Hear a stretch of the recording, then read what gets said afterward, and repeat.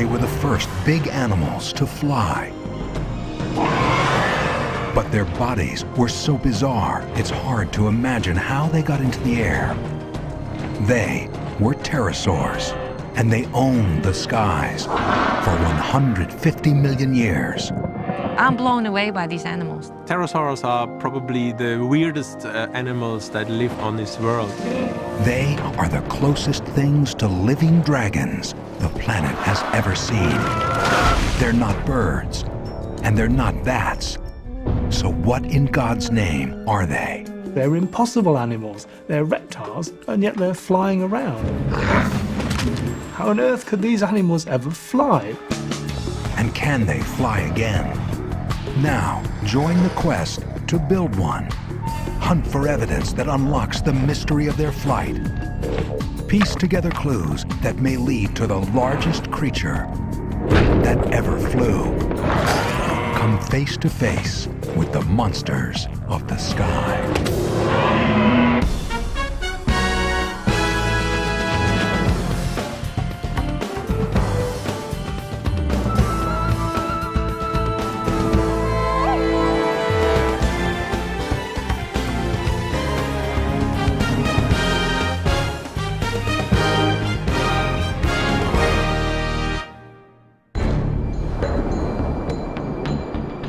100 million years ago, Earth is a world where strange monsters swim and roam. The planet is in the grip of giant reptiles. And the ancient game of hunt and kill plays out on a scale we wouldn't even recognize.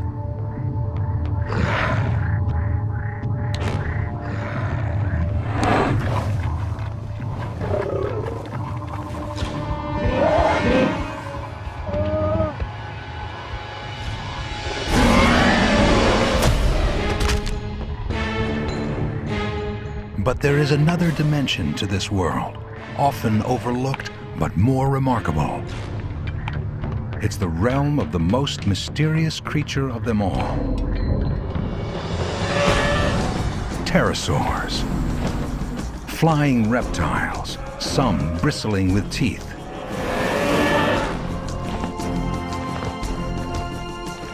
After insects, pterosaurs were the first animals to fly. They became a global air force.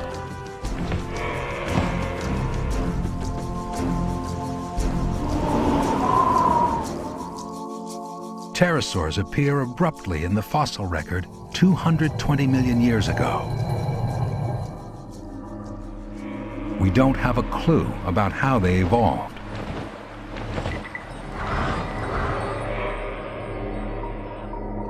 We do know that after they arrive, they spread around the globe, undergoing some of the strangest costume changes in the history of life.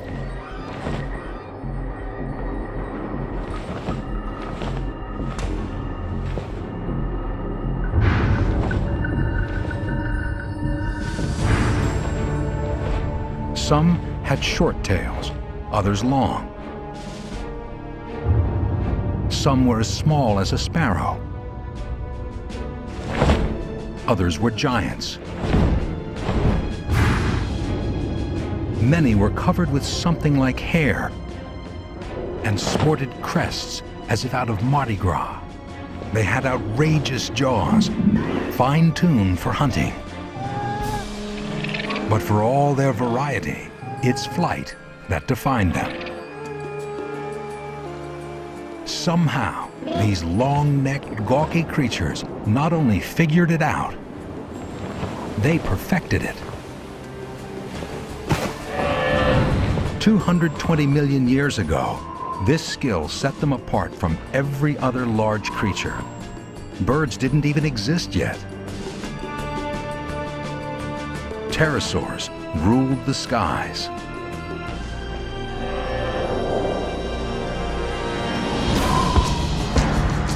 We're only just beginning to solve the mysteries of their reign. What was it like in the world of pterosaurs? How big do they really get?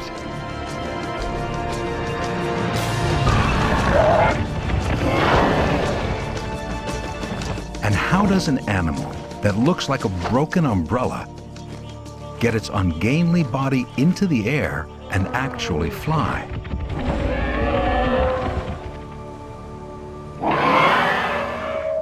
Wow.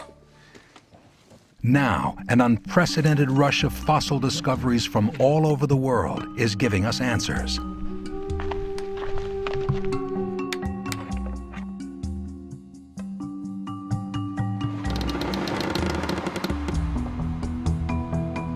And the most intriguing find could rewrite the record books on pterosaur size. Paleontologist Dino Fry leads a major investigation of a recent discovery in Israel's Negev desert. He thinks this is a finger bone from a pterosaur of unprecedented and almost unbelievable dimensions. If Fry is right, there's only one other pterosaur that comes anywhere close. It's a colossus called Quetzalcoatlus, or Quetz for short. Discovered in Texas in the 1970s, it was the largest flying animal ever seen.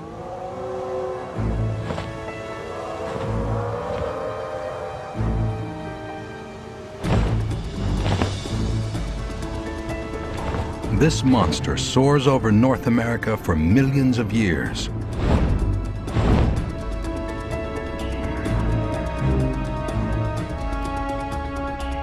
It has a wingspan of nearly 40 feet. Quetz is over 3 times wider than an albatross, the bird with the biggest wingspan, and even 5 feet wider than an F-16. Quetz cruises at an estimated 45 miles an hour and weighs 300 pounds, over 6 times heavier than the largest flying bird. But the new discovery in Israel may be evidence of something a lot bigger. When I saw this big bone for the first time, I couldn't believe what I saw. I first thought that must be a tree trunk or something like that. But a close examination revealed that it must be a bone. And then I had this goosebumpy feeling, and I couldn't speak anymore. If this really is a pterosaur bone, and that's not an easy thing to determine, it would be from a new giant that would make Quetz seem like a Cornish game hen. Whenever pterosaurs were discovered, their finders thought they found the biggest. And I don't know where it ends. Makes it big. Finding out just how big it is will become a global detective story. And there's another investigation. One that's trying to figure out how pterosaurs flew.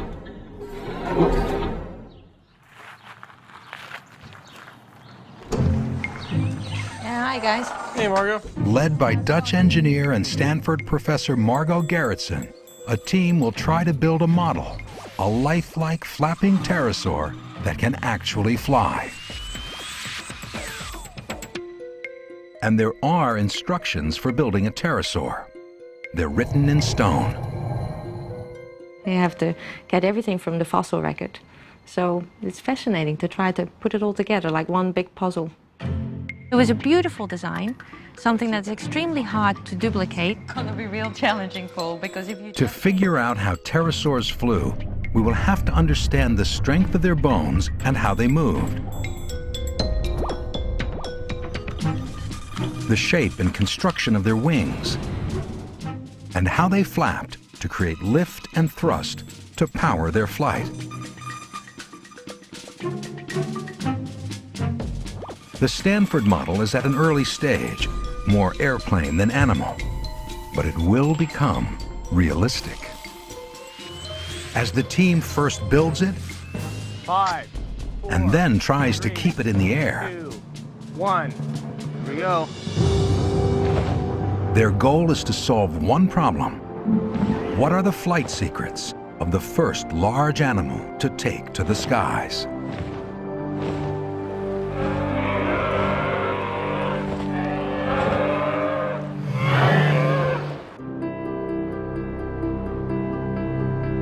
We used to think that birds and bats were the only big flyers in the skies.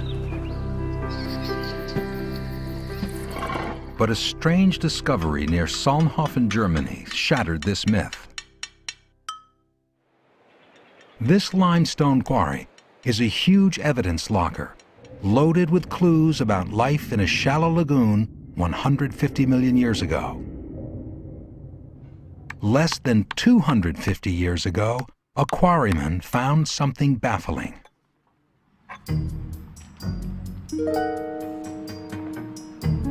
What was it? Naturalists of the 1700s fumbled for explanations based on familiar creatures. Some thought it was a type of duck. Others believed it was a kind of bat. Yet others saw the wings as good for swimming underwater. But the fossil defied them. It was unlike anything ever collected before. One man finally unraveled the mystery. That sleuth was Georges Cuvier. He was the first to figure out that animals had gone extinct. He was the first to understand what dinosaurs were. And here, 2 centuries ago, he applied his forensic eye to the German fossil and blew the case wide open. Cuvier received a drawing of this strange petrified animal, and he realized suddenly that it was completely a new order of animal. It was a new branch on the tree of life. Cuvier spotted a tiny bone in the jaw that's like those found in only one kind of animal. Somehow, the weird winged creature was a reptile. What was a reptile doing in the sky? You have a reptile flying. This was completely surprising.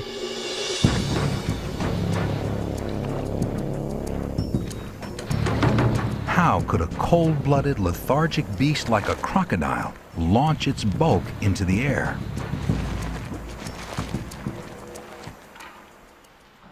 Cuvier found the answer in the hand. A single finger had grown enormously, enough to support the wing. Cuvier called the creature Pterodactylus, roughly wing on the finger. It was a revolution in biology.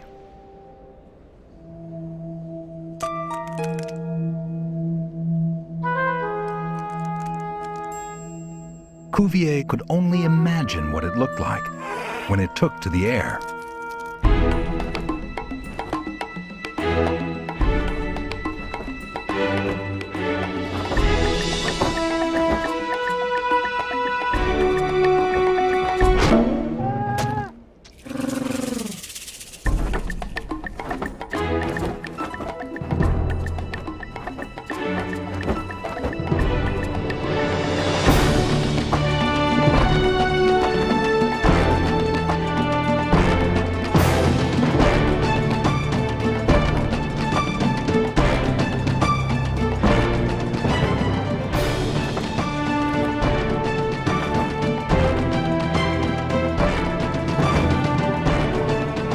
For 200 years, we've known that pterosaurs flew, but only recently have we started to figure out how.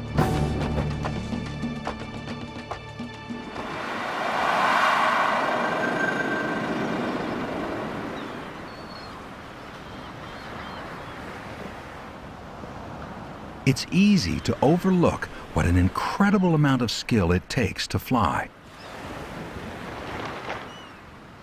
To get answers about how pterosaurs did it, take a look at the wings of birds and bats. All flying animals use the bones of the hands and fingers to fly, but they do it in different ways. Birds have lost the fourth and fifth fingers. They take the first three fingers, and these form the supports for the feathers. In bats, it's a different story. The four fingers stretch and control the membrane, while the thumb is free. With pterosaurs, the pinky is lost, and the ring finger is stretched. That's the signature weirdness of pterosaurs, a mega finger that supports the entire wing. But how do you replicate such an evolutionary masterpiece? The model's mega finger is built up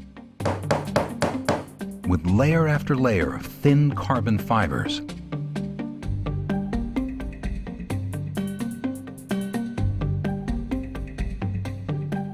It's then wrapped with Kevlar tape for extra strength.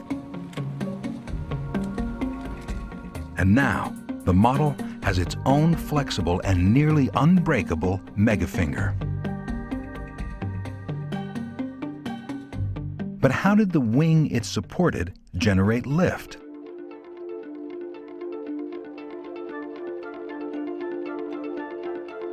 There's a striking similarity between pterosaur wings and the sails on racing yachts. Air rushing over the curved sail moves a boat forward. Turn that on its side, and you have lift from a wing.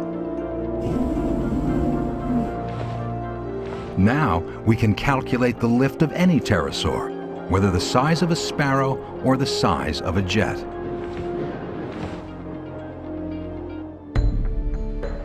And in Israel, the hunt continues for flying giants.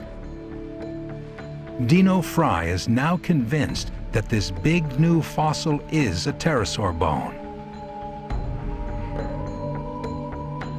In pterosaur fossils, the bone wall is very thin. And it's built of interlaced layers that are strong like plywood. Inside the bone, there are fine hair-like struts, and the inner cavity is filled with air. And this makes pterosaur bones extremely lightweight. So light that even a giant could take wing. Fry comes to one more conclusion. The fossil from Israel is a wing bone, and it's just one of four that made up the megafinger. In Fry's mind, this thing is off the scale. It will take more evidence to determine just how big it was. With lightweight wings of any size, pterosaurs go everywhere, including Inner Mongolia, China. Paleontologist and National Geographic explorer Paul Serino knows they've been found here before. Over 100 million years ago, this area was covered by a vast lake, a pterosaur paradise.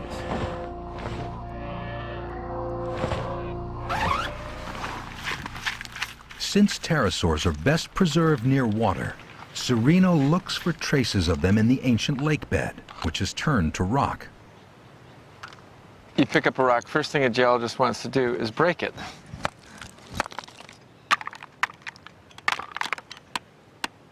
Every rock could reveal a key event in the life of a pterosaur.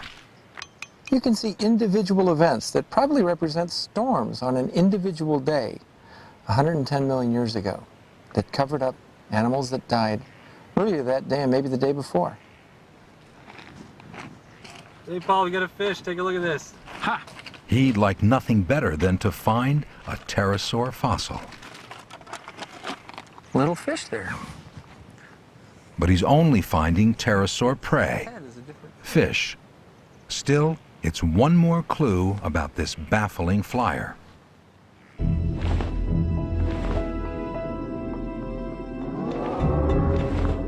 You see an animal that is like nothing else you've ever seen. It's the most bizarre, ungainly, beautiful creature. I mean, it's flying with a finger. Evidence of that finger is elusive. Pterosaur fossils are extremely fragile. It's very rare to get a beautiful specimen of a pterosaur. Nevertheless, he did it. A few years ago, on an expedition to Africa, Serino found a pterosaur where no one expected it.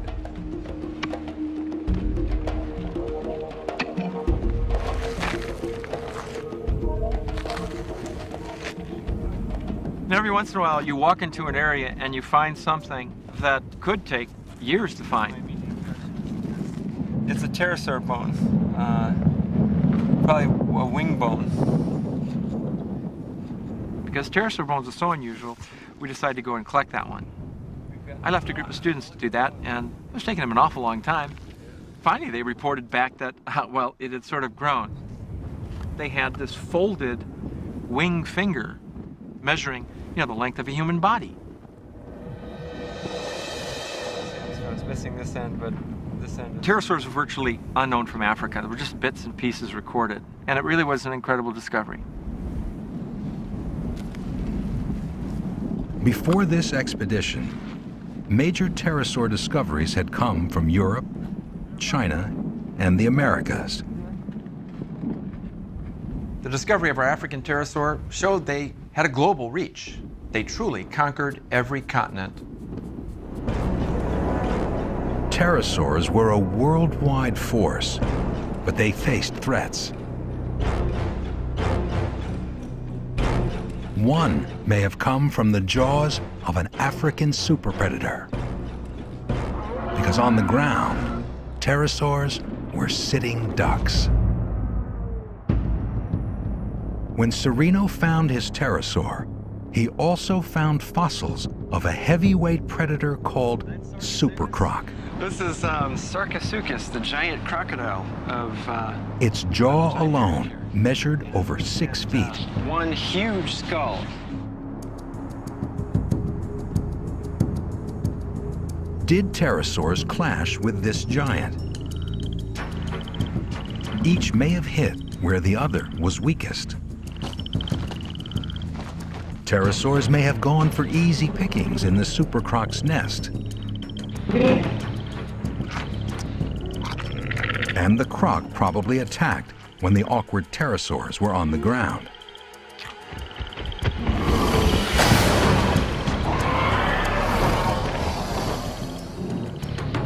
Investigators recently unearthed evidence of a similar conflict, the first ever discovered. A fossil find in Canada may show that pterosaurs tangled with dinosaurs.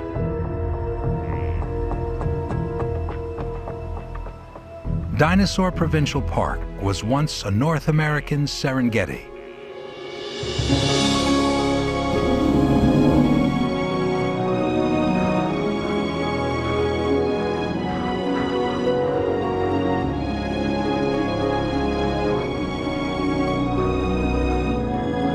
Here, pterosaurs tried to stay clear of danger on the ground.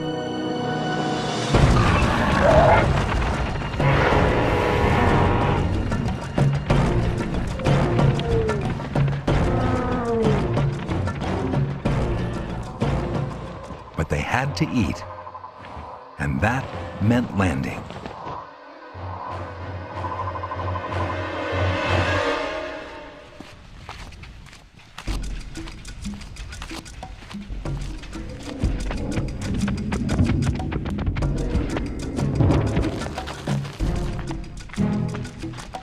Eons later, a fossil hunter found hints of what may have been one pterosaur's last landing. I walked around a corner and took a couple more steps and looked down, and there was this long, skinny bone. And I'm like, this is interesting. Interesting because it was part of a pterosaur's megafinger. And fragile pterosaur fossils don't last long in the open air. Not only that,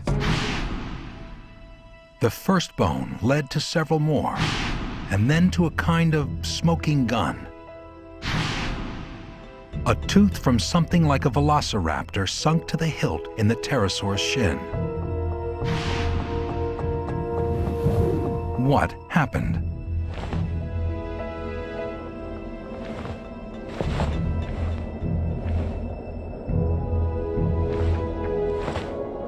Below the pterosaurs, raptors were constantly on the hunt.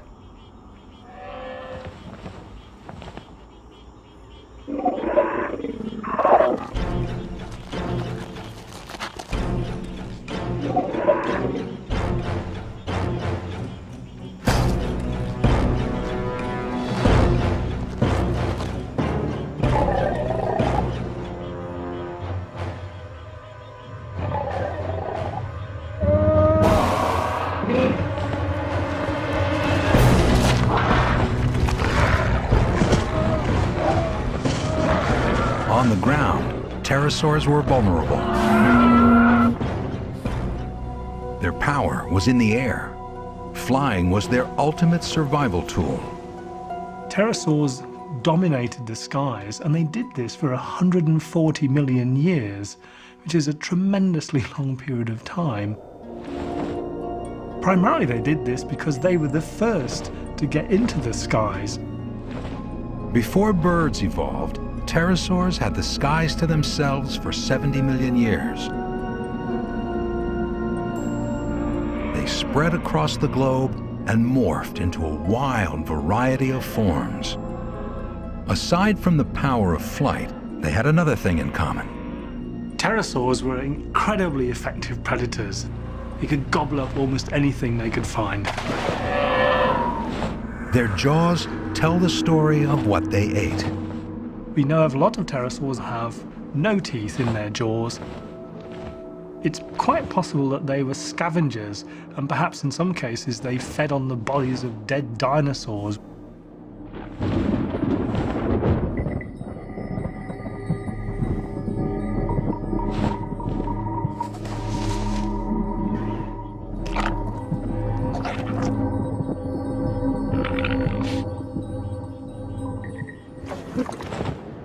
Many pterosaurs were aggressive hunters.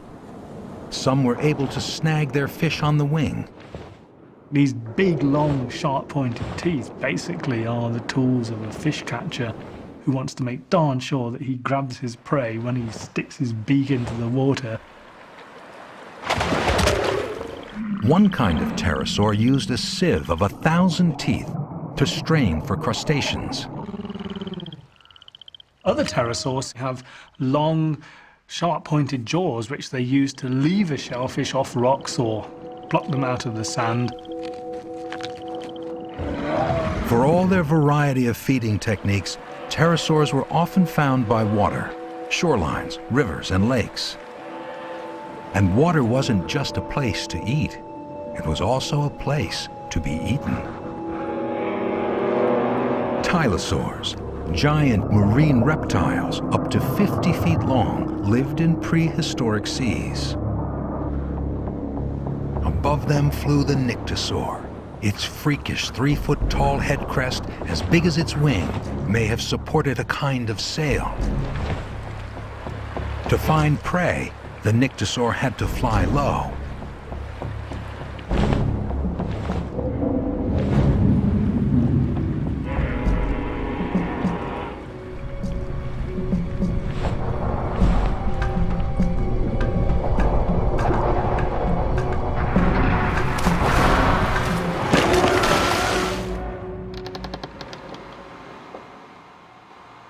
To understand how pterosaur bones work together for flight, Margot Gerritsen needs more facts. So she visits Paul Serino's lab with model team member Jim Cunningham. The first bone we found led to another one, and it led The to mega finger of Serino's African find contains vital clues. Well, when I first saw the fossils, I was just blown away, because it makes the whole thing come very much alive. This joint here, right at the articulation of the wing finger, and the wrist are really key areas for your model, I think. And some of the... These bones look very fragile, but then you look at the structure and it is incredibly beautifully designed and gives the pterosaur bones a lot of strength. These demanding specs are what Gerritsen will have to copy in her model. So now for us, when we start building the replica, it's really important to know the movement that the pterosaur could have had in the arm. Mm-hmm. And so do you have any ideas about that, when the movement in the wrist or the elbow? Well, you know, when these bones are buried, you don't want to lose any clues, so we kept the bones in the original position where they... For the model team, handling these bones conjures up the living animal they'll try to mimic.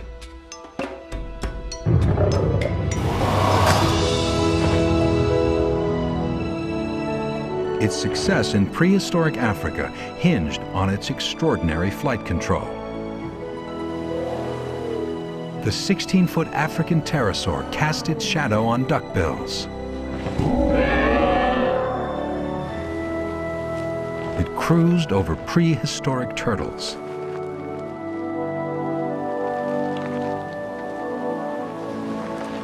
And with every skimming flight over water, it risked being torn from the sky. To avoid that fate, pterosaurs could not only fly, they could fly well, even at low altitudes.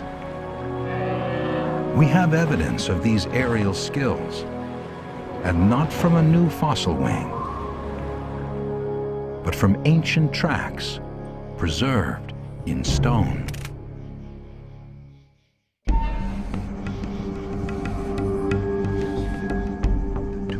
No one ever thought that pterosaurs were skilled flyers. Their clunky bodies seemed to prohibit anything but gliding. But near Toulouse, France, a new piece of evidence has trashed this myth. Two investigators examined the rarest of pterosaur fossils.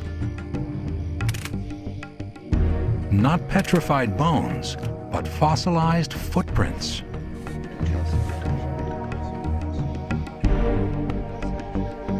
It's a unique site in the world. This is the first site that actually preserves pterosaur tracks that everyone agrees are pterosaur tracks. One set of footprints here is as vivid to trained eyes as a series of flash photographs.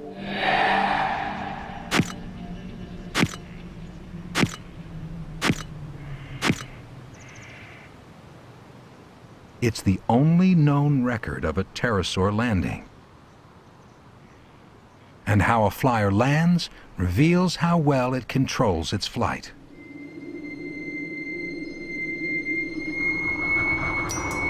Strong thermals in this area attract another flying species, one that only recently discovered the secrets of flight.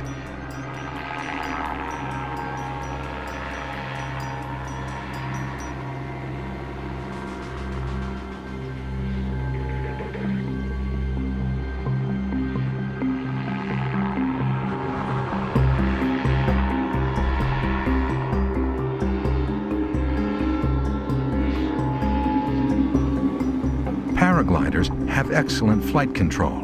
They can land slowly.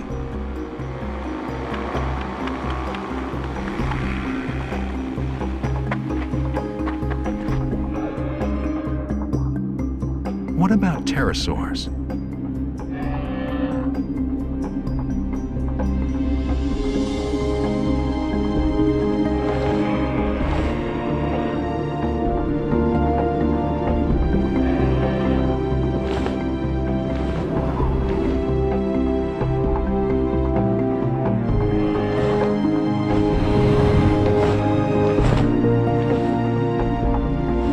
The trackway of this pterosaur reveals extraordinary flight control.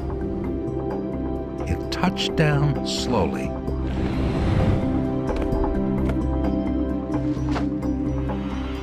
We're going to see the animal land like that with the claws this way. So he's landing here and moving forward like that. Then landing again in these tracks here, these two footprints. And And then for the first time, the hands come in and they land there. Weirdly, pterosaurs have hands halfway down their wings. While standing, they bend their megafingers up and back.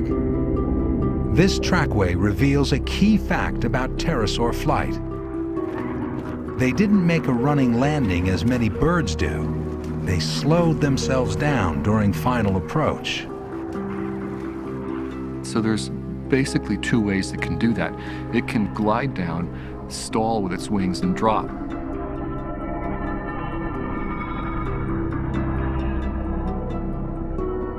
Or it can come down, flap its wings to slow its descent, and land very gently.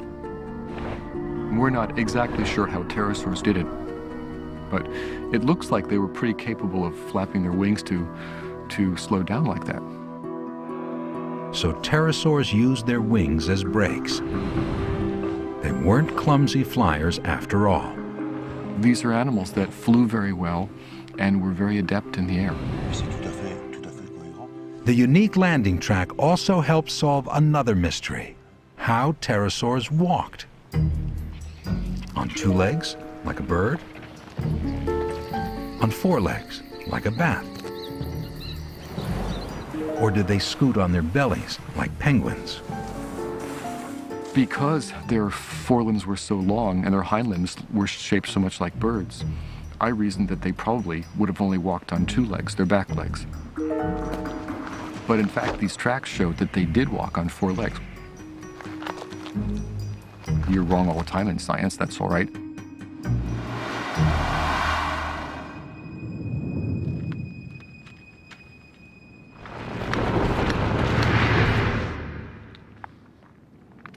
In the hunt for the ultra-giant, tracks will offer a different kind of evidence. Evidence about size. Fossil footprints recently found in Mexico look like nothing ever seen before.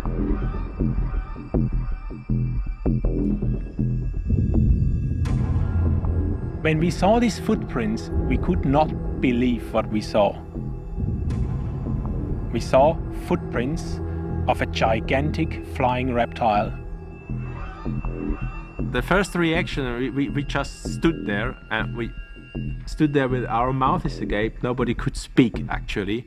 What we saw, we both thought, oh, that's the biggest pterosaur footprints ever. Fry's understanding of the tracks will be controversial. Prehistoric footprints can be hard to interpret. A footprint is not simply the shape of the foot that laid it.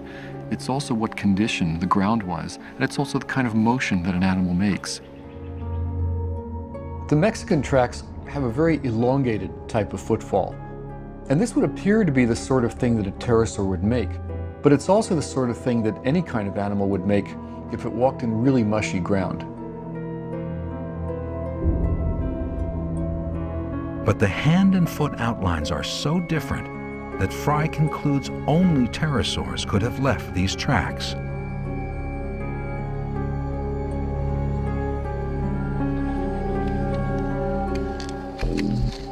The first thing we did, we measured the size of the feet and the hands and the stride.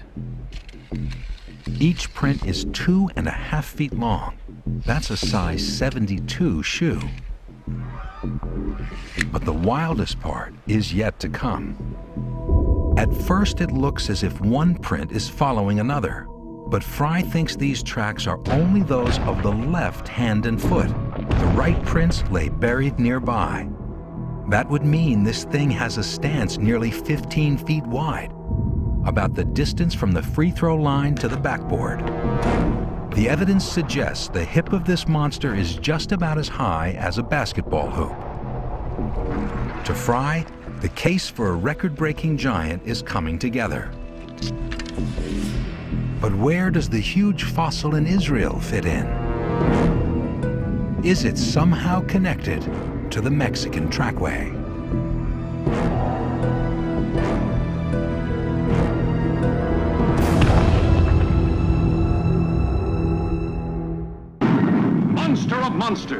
big as a skyscraper. Ever since we figured out what pterosaurs were, they've been living large in our imaginations. Look out! They've seen us! But one man was more obsessed than most. Aeronautical engineer Paul McCready. He's known for inventing weird flyers like the Gossamer Albatross, the first human-powered craft to fly across the English Channel.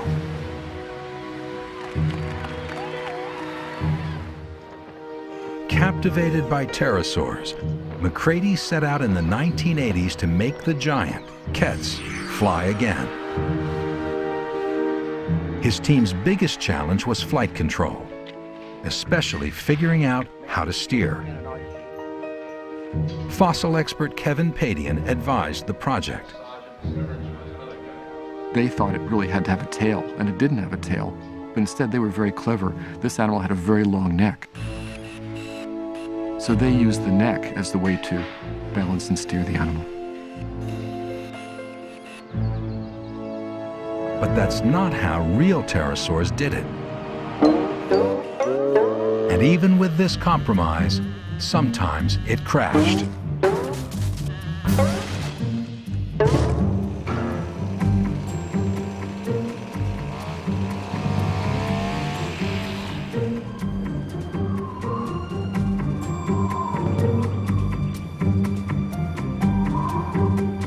They were able to get it off the ground, get it up in the air.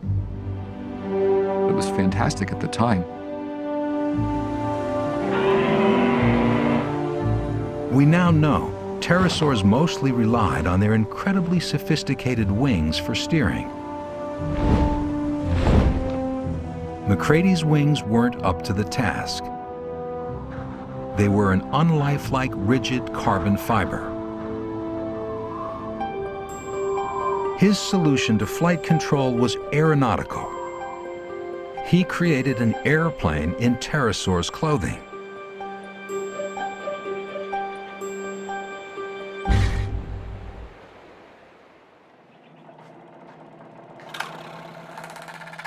Gerritsen, on the other hand, aims for a lifelike pterosaur that steers like the real thing.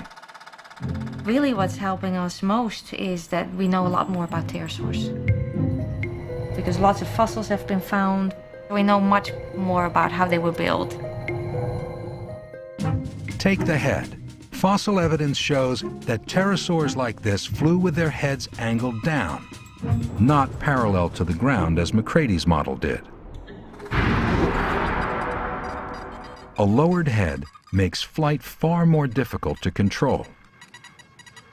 But that's how real pterosaurs did it. Weight is another challenge. Power to weight is the ratio that governs all flight.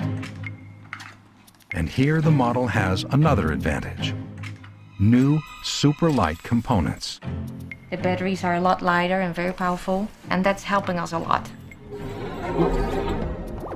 The batteries hold 15 times as much juice per pound as McCready's did. The servo motors are far smaller, lighter, and more powerful. But the biggest difference is the wing.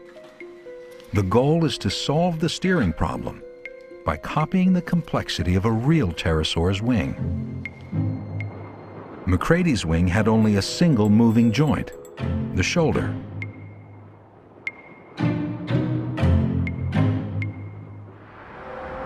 This wing has 5 joints.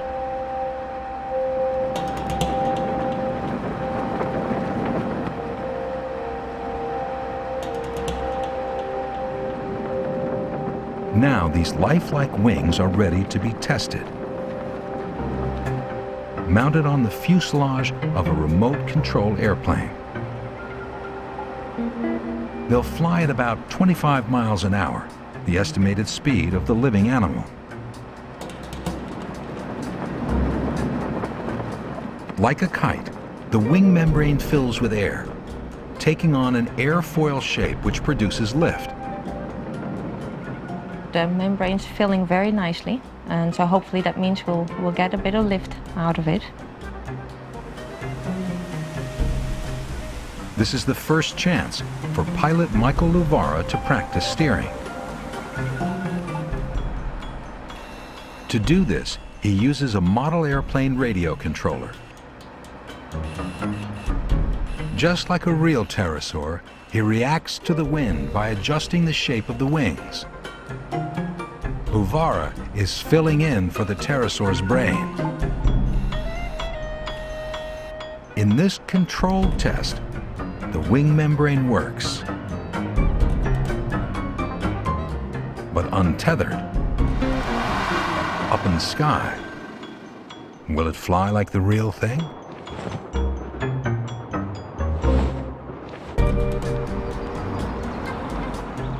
Getting into the air is such a big technical challenge, it looks like magic. And in pterosaurs, most of that magic is in the wings.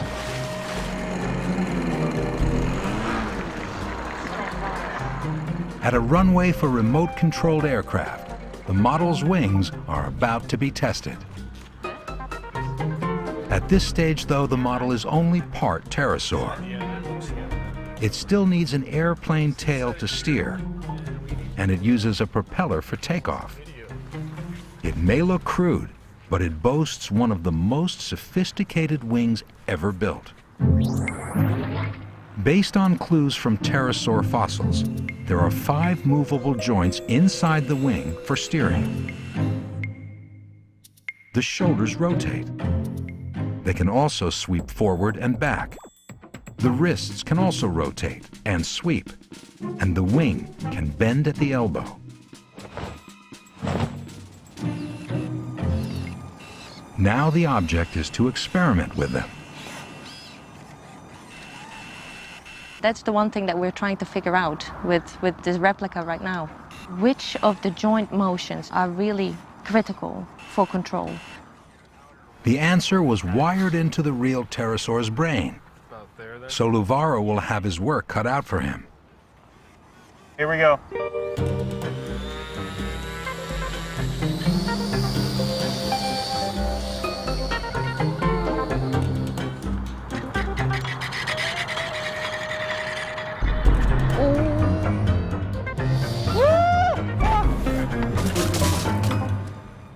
It flew though. Wait a second. That servo might be locked. This one's still high. No, not. It's still a little high. The damage is minor. The model will get a second chance. It looks like it wants to lift off, so we might actually get airborne.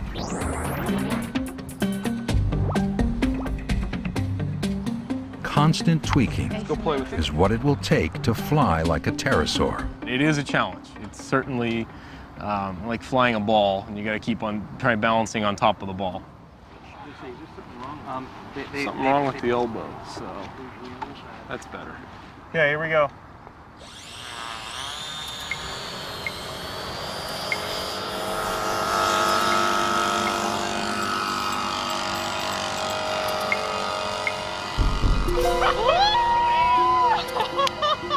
That's amazing!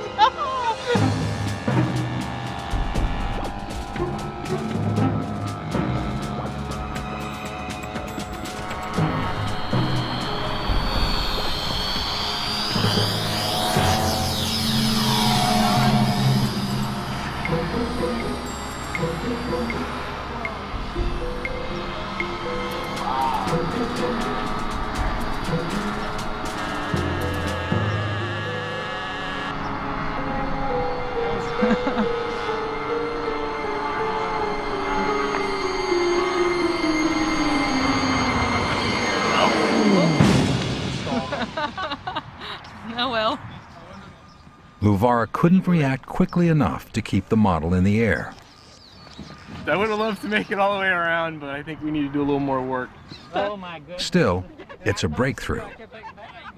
Never before has such an adjustable, lifelike pterosaur wing flown. Something's loose here. I think we But what will happen when the model becomes even more realistic? Okay. A living pterosaur had a big, meaty head. The animal didn't just glide, it flapped its wings. And the wing membrane itself was much more complex than the single layer of sailcloth tested today. A critical discovery will radically alter the model's wing, bringing it closer to the real thing.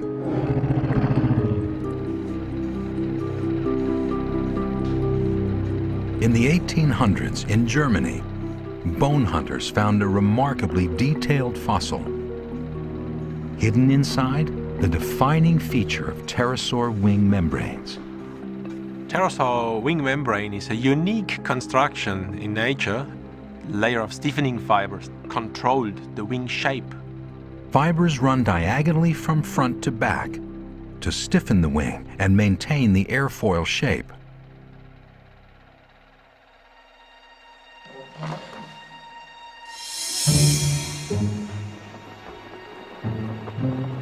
No other flying creature uses this technology. If pterosaurs owned patents, this would be a gold mine. But how do you mimic that?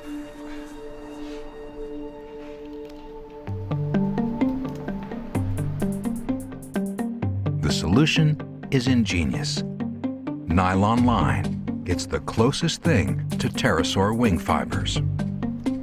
Paleo artist Hall Train lays it in at the same angles as real pterosaur fibers.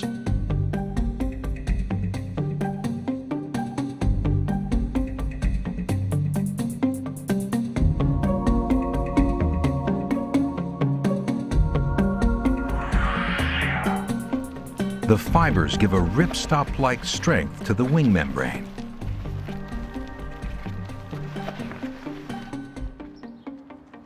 So the unique fibers in the pterosaur wing made the wing a lot stronger in this direction from the outer wing that carried the large forces to the inner wing. And that allowed these large forces to be transferred to the upper arm, and that was extremely strong in the pterosaurs. And because of that, the pterosaur wing was allowed to grow much larger than the wings in birds. These small fibers may be one of the critical features that allowed pterosaurs to grow to be giants.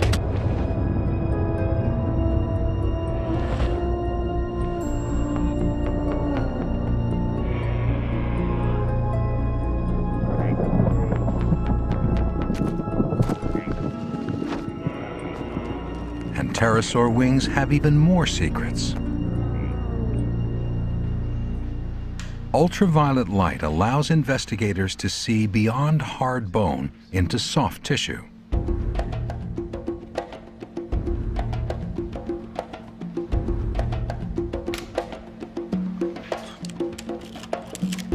If we look at pterosaur fossils under ultraviolet light, we see structures we never dreamed about.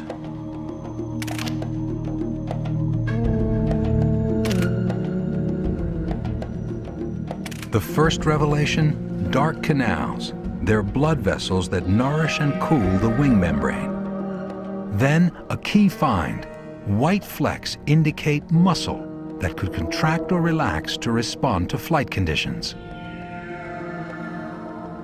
Aircraft engineers, they get incredibly jealous because what they like to do is to build a wing that can be adjusted at any place to any circumstance in the air. And the only animals that achieved that were pterosaurs. Now we have a new picture of pterosaur wing membranes. Their unique layer cake construction may have looked like this. On the bottom are the stiffening fibers that help the wing keep its shape. Next is a layer of skin.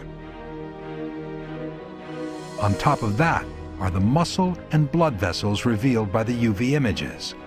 The top layer is again skin, now with a fine hair-like covering that may smooth airflow and increase lift.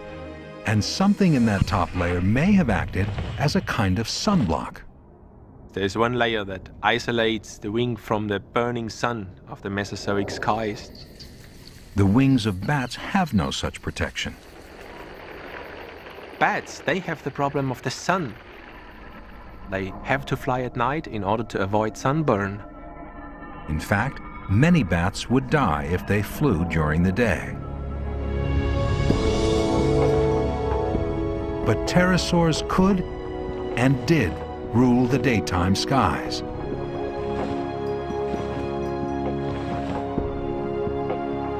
With each new discovery, pterosaurs defy our expectations. And a recent find offers yet another twist. Pterosaurs didn't need practice to become amazing flyers. They were born that way.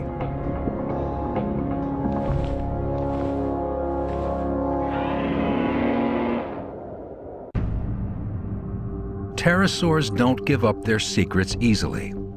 A fundamental fact about these outrageous flyers still eludes us. Were pterosaur babies born live, like some snakes or lizards,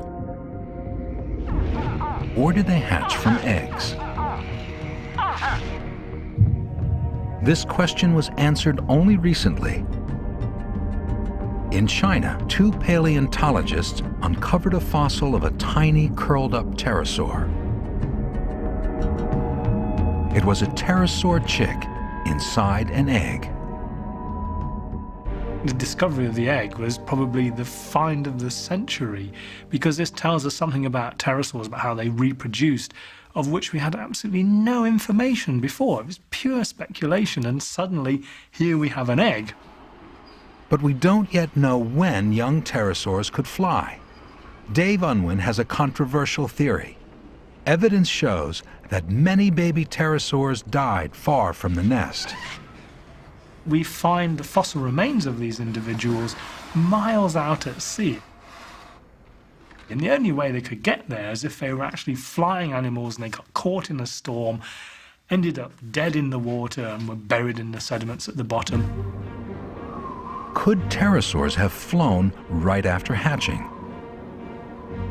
Newborn birds and bats can't because they're awkwardly proportioned.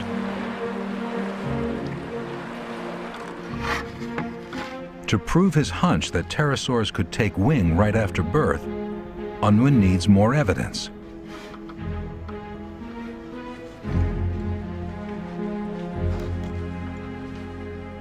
So he's assembled a rare series of fossils, the same kind of pterosaur at 3 different ages.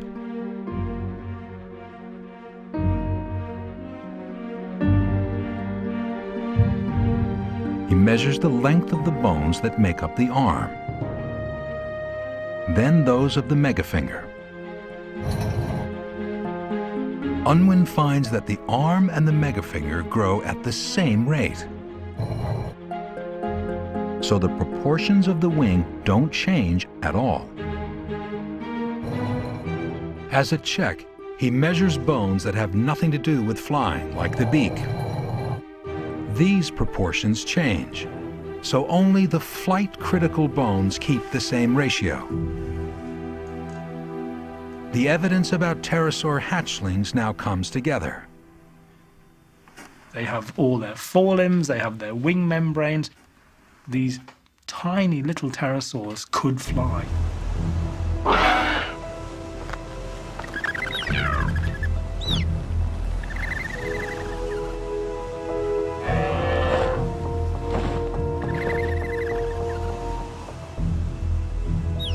Flying babies challenge our ideas about flight, but so does a flying giant.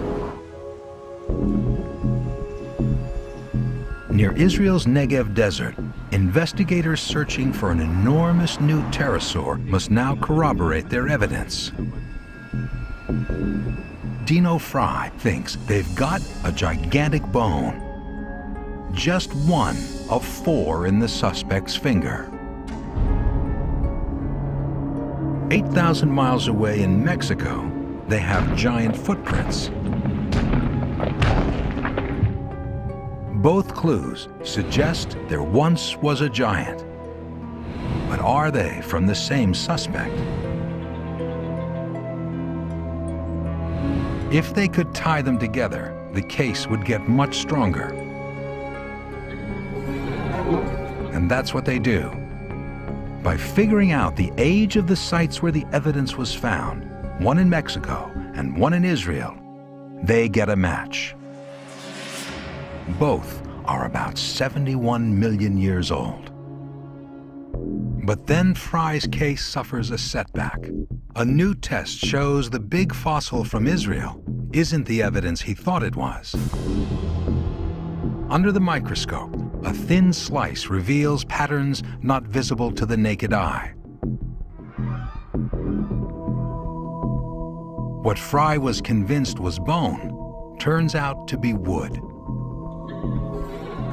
Without the Megafinger's fossil, Fry's case now rests on the tracks alone. Tracks he's sure were made by an ultra-giant pterosaur. He will use this trackway to figure out size. By taking measurements of foot and leg bones from other pterosaurs, he can scale them up to match the prints. What was the wingspan of the monster that once walked here?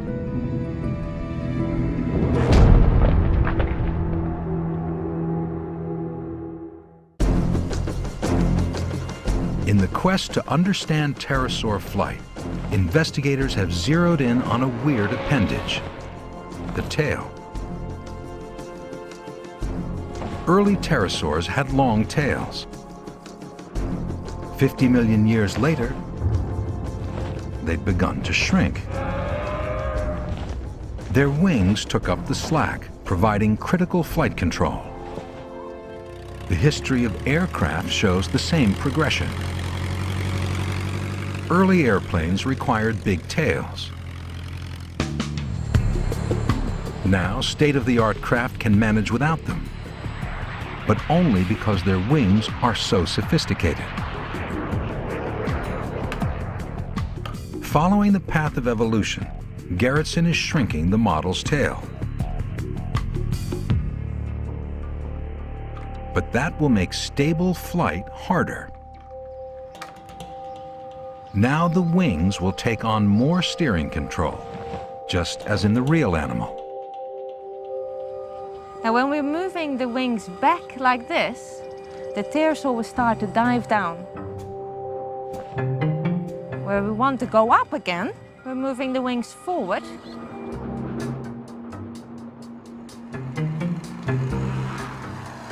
Airplanes climb and descend in a completely different way. You have a horizontal part on the tail called an elevator for up and down control. You have wing flaps, and those help you turn left and right. And those are used along with the rudder on the tail, which is a side-to-side motion. But for a pterosaur without much tail, turning is more subtle. To turn, we use twist of the wing. This would be a right turn. We're moving the right wing down and the left wing up. And when we do that, it will make the pterosaur bank like this through a turn.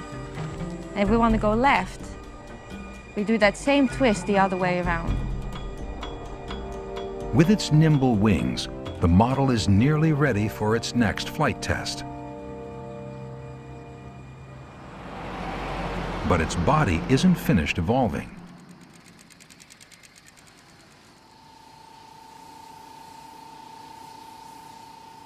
Blood vessels reinforce the idea that a real pterosaur's membrane was living tissue.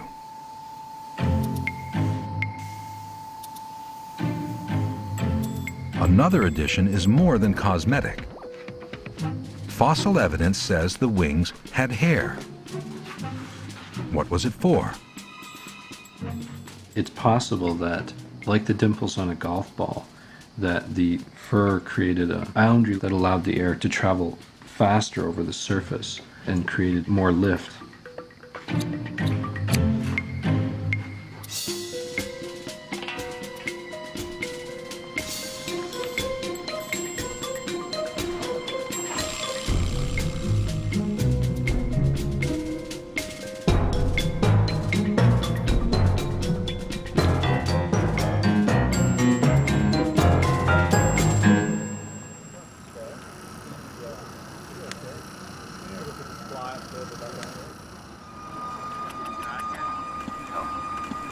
so real. After its makeover, the replica is so lifelike that it's given a name, Herky, short for Hercules.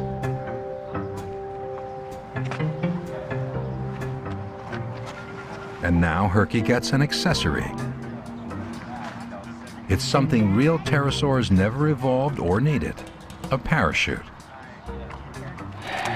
Pterosaurs were also known for weird head crests. This metal one is part of a system to keep the head pointed into the wind, as real pterosaurs likely did in the air. For this crucial test, a large remote-controlled airplane will carry Herky aloft and then drop it. You want to check it? This is going to be our first flight with fur on the wings. It could go unstable, but I think in generally, we're going to be quite all right with it. This is close to being the weirdest thing I've ever flown. Okay, mothership camera. Okay, lens cover off. The team performs final checks at a makeshift mission control. Should be on channel 2. All systems look good, but there's one nagging worry. We don't have these fast ways to control this, as a pterosaur could have done. Something goes wrong, pterosaur would immediately have controlled it. We don't have that. Our response is a lot slower. There are a lot of risks associated with this, and we could lose it. Herky must rely on Michael Luvara's reflexes. A real pterosaur had a big advantage, a flight computer, its brain. A new discovery suggests that its brain could make precise micro-adjustments of the wing many times a second. In a major breakthrough, recent X-ray scans of their skulls revealed faint imprints of pterosaur brains. Pterosaurs had huge balance organs that were able to measure tiny changes in pitch, yaw, and roll. A large part of the brain helped keep the pterosaur's eyes steady during quick maneuvers, a critical skill for hunting. Controlling flight also requires gathering data from the wing as well as from the arm and leg joints that keep the membrane taut. This information was analyzed by another processor that was the core of the flight computer.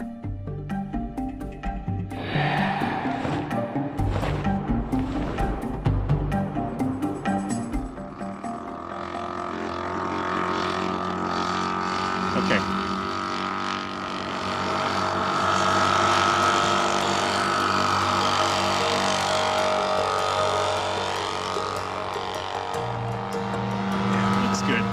With Luvara filling in for Herky's brain and a second pilot controlling the mothership, a gliding test of Herky's lifelike wing begins. Altitude. Okay, one more lap. The pterosaur will be released at a height of 700 feet. Okay, countdown to launch. 5, 4, 3, 2, 1. now. The drop is clean. The next step is critical. The head, pointing straight ahead for takeoff, must be angled down into the realistic position. 300. Woo! But now Herky pitches down. Luvara tries to release the parachute. It doesn't respond.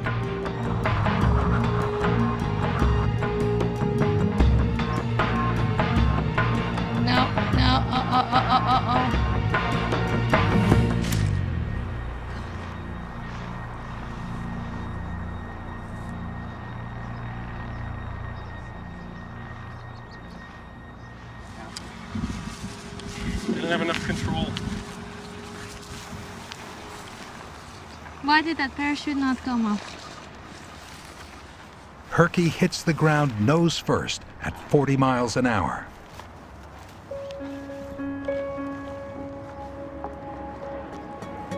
They thought they'd copied every detail, down to the hair on the wings. So what went wrong?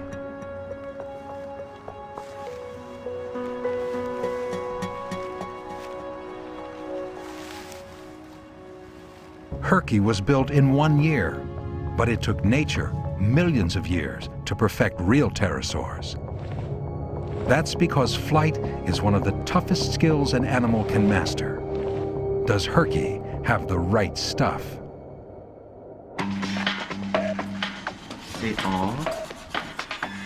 Herky's a wreck. You broke the neck. $500,000 of technology and a year's work are in jeopardy. The servo mount for the right pitch is broken. Why didn't Herky fly like a real pterosaur? The post-mortem reveals 3 problems. The first was a pterosaur brain malfunction. Luvara pushed one of his controllers in the wrong direction. Yeah. Next, the fur undercut Herky's ability to glide. The role of fur on real pterosaur wings is now more mysterious than ever. Finally, cosmetic changes interfered with Herky's flight and took him straight into the ground.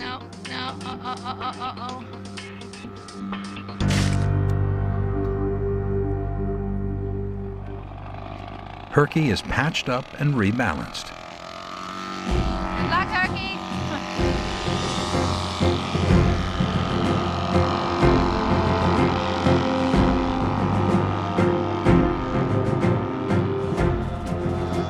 Okay, wings are full forward. Just keep going. It's just lifting like crazy. Start your right turn. That would be good on, for the launch approach. That would be great for her. Tell them we're keeping climbing. Keeping climbing. Climbing. That's a good right there. Okay, don't dive. 5, 4, 3, 2, 1. There it goes. Okay, head on. Finally, Herky flies.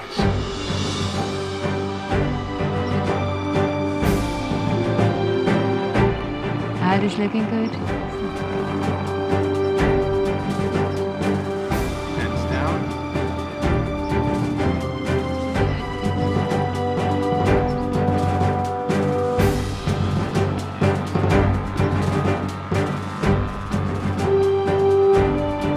Coming at us. Landing! That's beautiful. That was beautiful at the end. For the first time in 65 million years, a nimble-winged pterosaur glided across the sky. The neck is not broken. Does it still have a pulse? But Herky and his kind didn't survive for millions of years just by gliding. They had to flap their wings. How did they do it? The answer again comes from birds and bats. They're the only 2 large animals alive today that can carry out a special wing motion that keeps them in the air. It's called the flight stroke. If you want to get up in the air, you have to do a certain kind of motion with your arms. And you can't just flap like this, it doesn't work. It actually requires a stroke that's down and forward, up and back, down and forward, up and back. Despite differences in their wing construction, birds and bats have similar flight strokes. But what about pterosaurs?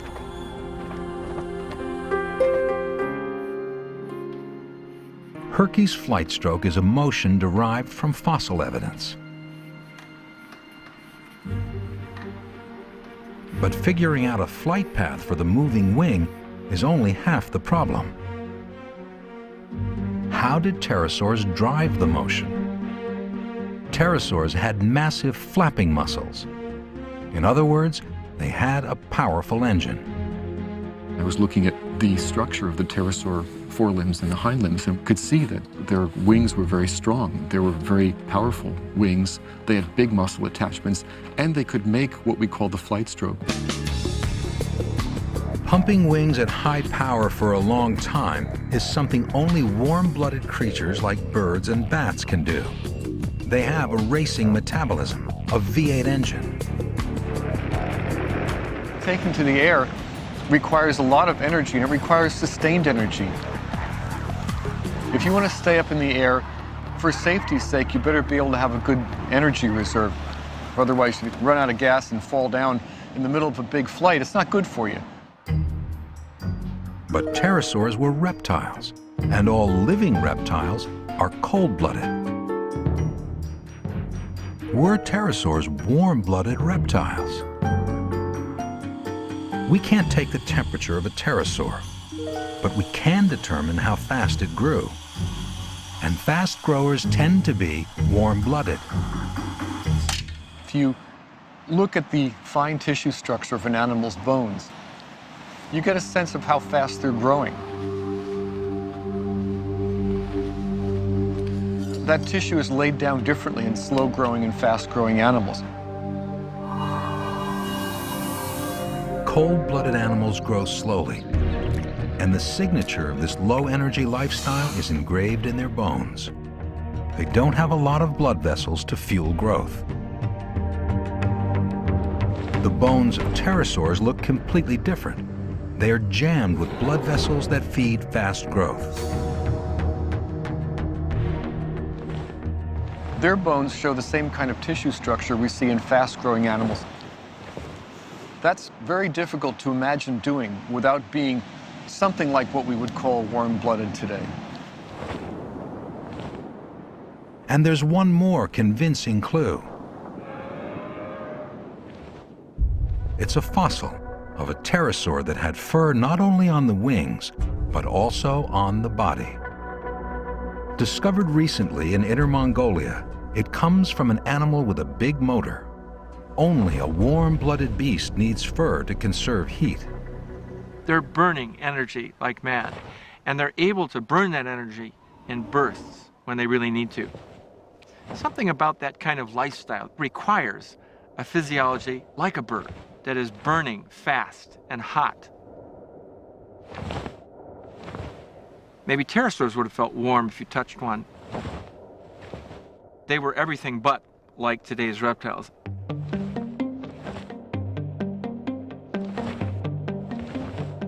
In addition to strong muscles that operate at high power, a pterosaur needs one more feature to execute the flight stroke. A strong airframe. And that's exactly what they have. Its core is a huge breastbone. It's braced to a framework of bones, including the shoulders. This chassis is where the powerful flapping muscles attach.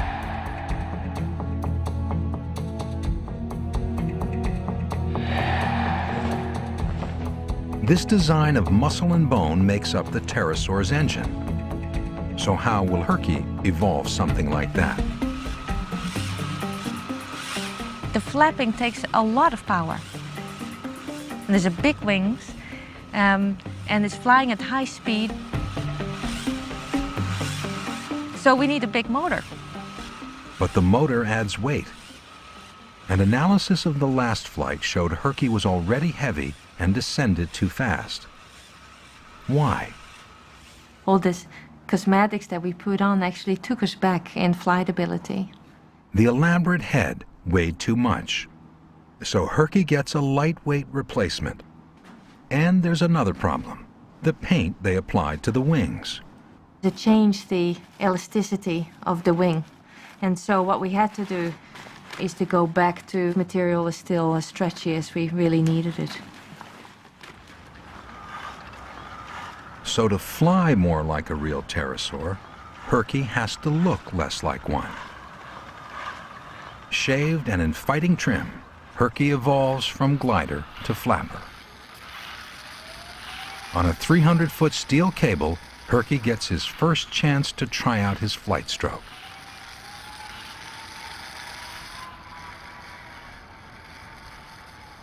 What I really liked about today's test was how the flapping cycle looked.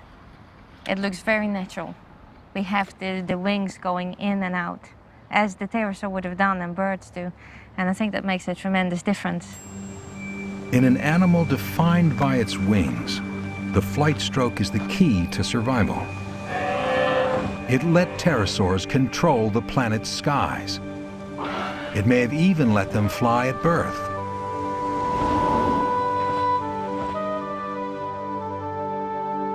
Along with a megafinger and a layered wing membrane, it's an essential secret of pterosaur flight. It may explain how these animals evolved into one of the planet's most skilled flyers. And it may also help explain the stunning results of the investigation into the largest animal that ever took to the skies.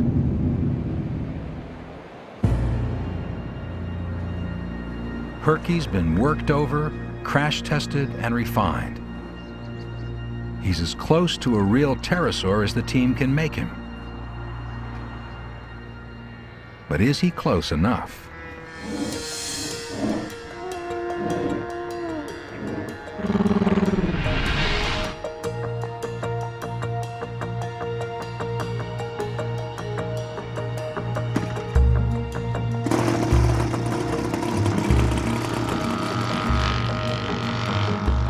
On a wing finger and a prayer, Herky takes off for the last time.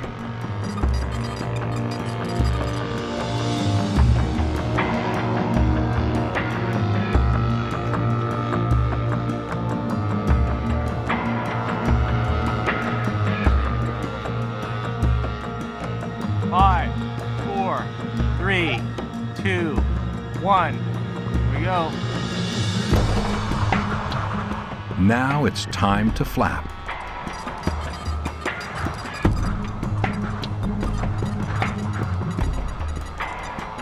After a single flight stroke, the wings jam.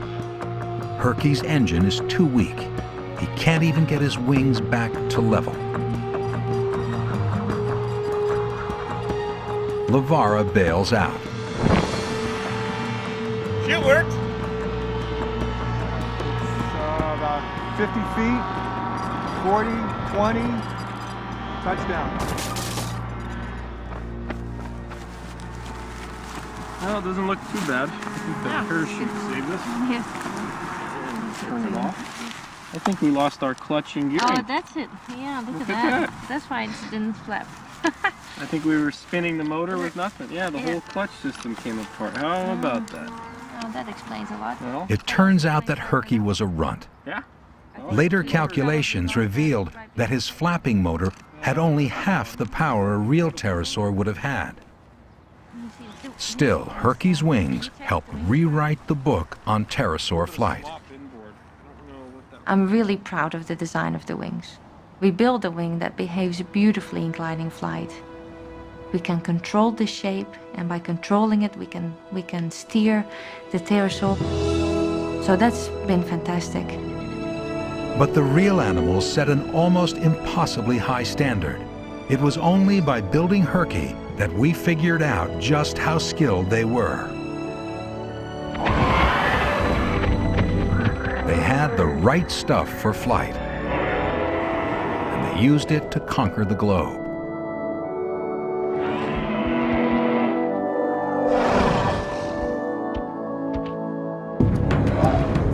Tenacious hunters, they adapted to different diets.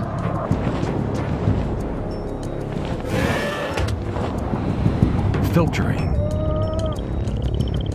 probing, scavenging, and in a tour de force of flight control, grabbing fish on the wing. They were quite amazing.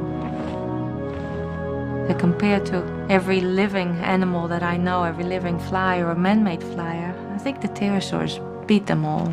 In his hunt for a giant, Dino Fry now compares the sizes of footprints with fossil pterosaur bones and reaches a stunning conclusion. It became clear that there were pterosaurs that have a wingspan of more than 70 feet, which is simply unbelievable. Fry thinks it may be the largest creature ever to fly.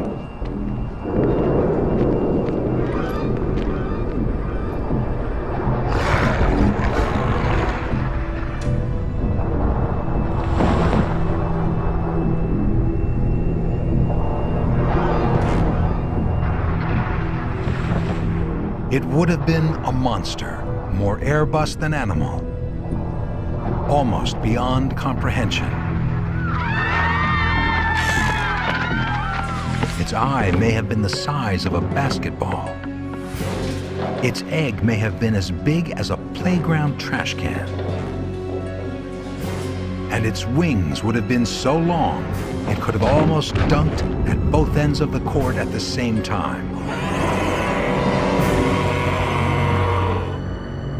Pterosaurs in general are such an enigmatic, interesting group because every time we think we know something about them, we're wrong.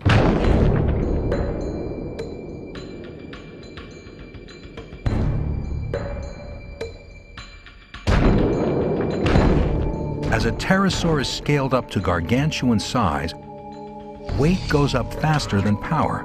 And this may give us an idea about how the ultra-giant would have flown. If you're that big, you're certainly not going to be actively flapping for very long at a clip. Anything that big is going to have to be soaring most of the time. So, how could such a giant have fueled its flight? Most likely, they only could collect food, which was easy to get. In other words, pretty much anything that crossed its path. That must have been so impressive, and I can't describe you what I would do to see that live.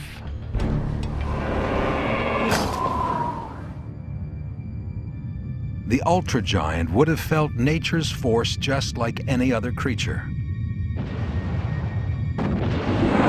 After ruling the skies for 150 million years, the sky monsters and the planet suffer a calamity. An asteroid strikes the Earth.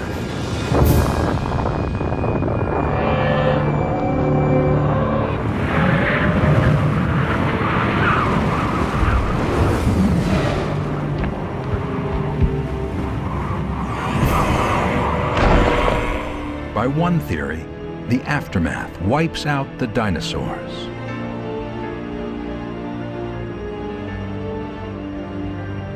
The monstrous marine reptiles disappear too.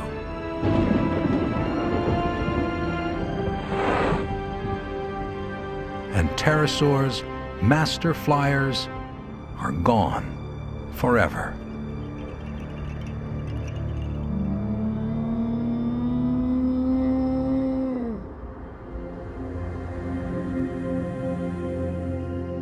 The skies are left to the birds and the bats.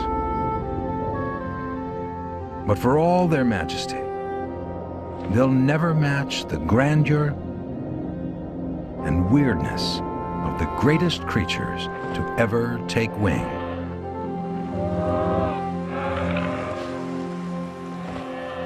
Dragons, of course, are fantastical creatures. Jaws full of teeth, huge wings. These, of course, are myths, never existed. But there were creatures who had all this. They were huge, they had big teeth, they had claws, and they were the pterosaurs.